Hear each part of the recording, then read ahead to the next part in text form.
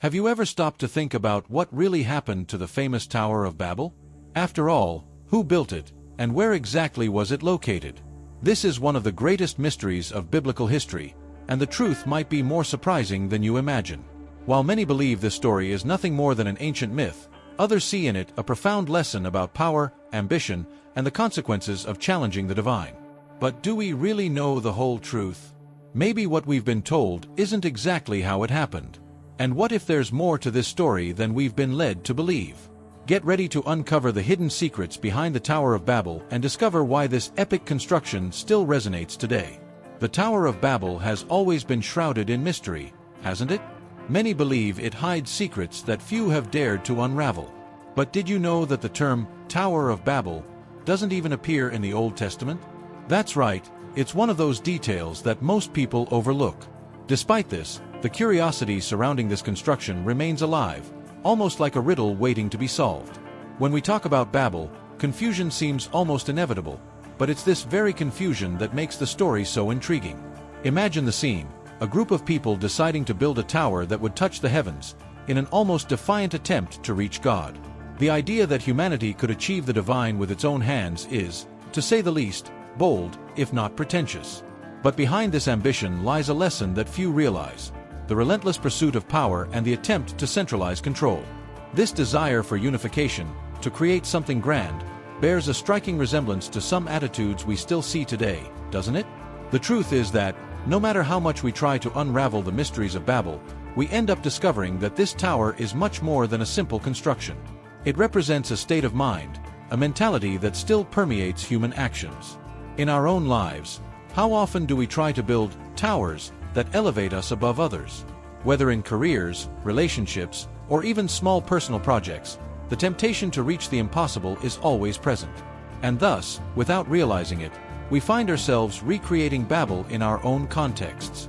And speaking of context, let's remember that the Tower of Babel also symbolizes unchecked ambition. It's not just about wanting something, but about wanting everything at once, without measuring the consequences. This story, then, becomes a mirror of our own ambitions and the limits that we often ignore. It's as if with every new challenge, a new Babel arises in our lives, and the way we deal with it defines much about who we are and where we're heading. Finally, the Tower of Babel teaches us that not everything that glitters is gold. The path we take to reach our goals can lead us to unexpected places. And if we find ourselves in the midst of confusion, maybe it's time to reconsider our steps. After all, what is the true cost of trying to touch the heavens?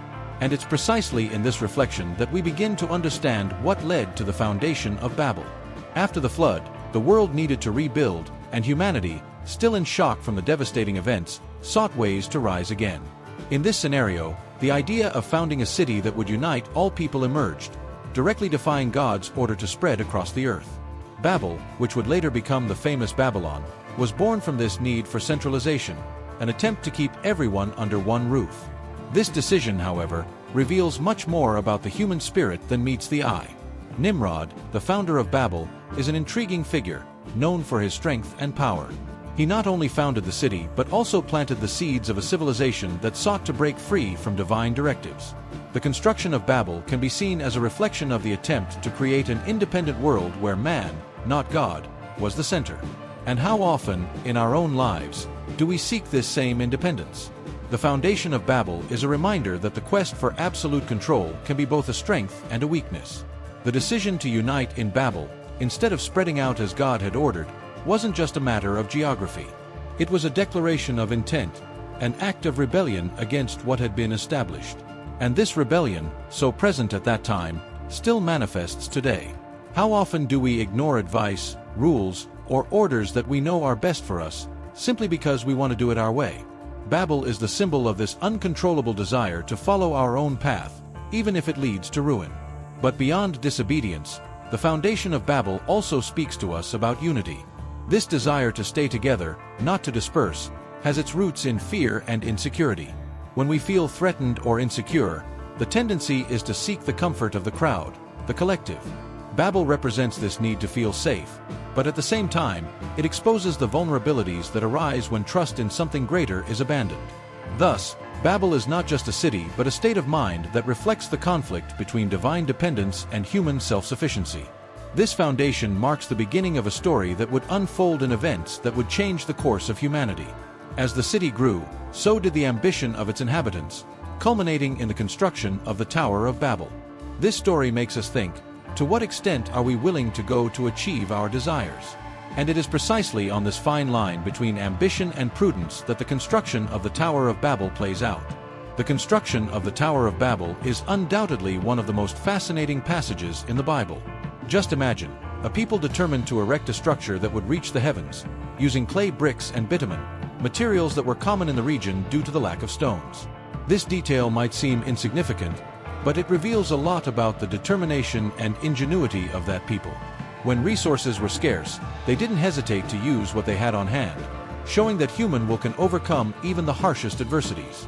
The tower, often compared to Mesopotamian ziggurats, was more than just a simple construction. It was a symbol of power and unity. Ziggurats were elevated temples, and this similarity leads us to think that the Tower of Babel might also have had a religious or spiritual purpose. However, the big difference here was the motivation behind the work, the attempt to reach heaven, not as an act of devotion, but as a challenge to divine order. This distinction is crucial, as it marks the line between healthy ambition and the hubris that leads us to believe we can exceed the limits imposed by something greater than ourselves.